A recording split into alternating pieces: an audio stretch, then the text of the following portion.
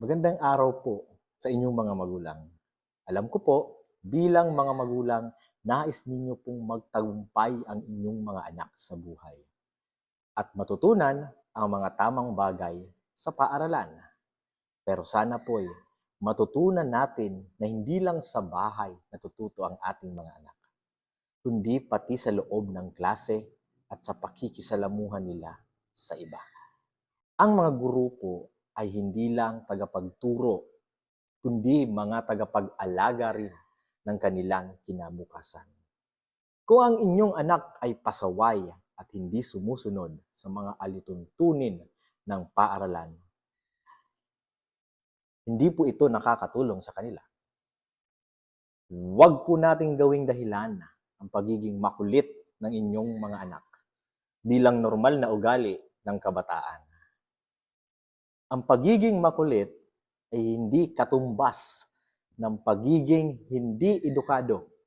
Bawat araw po ay pagkakataon para matuto hindi lang sa mga libro, kundi sa mga tamang asal, disiplina at respeto sa iba.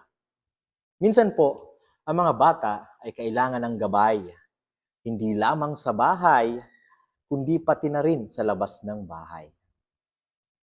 Lalo na sa mga guro at mga taong nakapaligid sa kanila.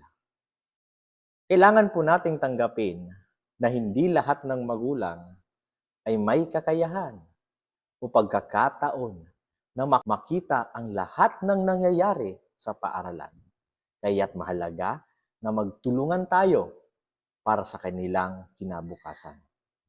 Kaya sana po, huwag nating gawing biro o simpleng bagay ang mga bagay na nakaaapekto sa kanilang edukasyon. Bawat sagot, bawat aksyon, bawat hakbang ng inyong anak sa klase ay may epekto sa kanilang hinaharap. Magtulungan po tayo para matutunan nilang magbago at maging responsableng tao. Hindi lang para sa inyo, kundi para sa kanilang sariling tagumpay sa hinaharap.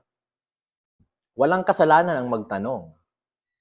Walang kasalanan ang mag-alala at walang kasalanan ang magtakda ng tamang hangganan.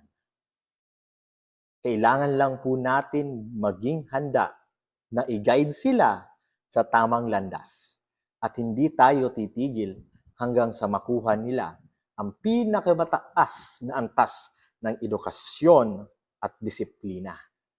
Naway nakatulong itong aking maikling mensahe sa ating mga magulang.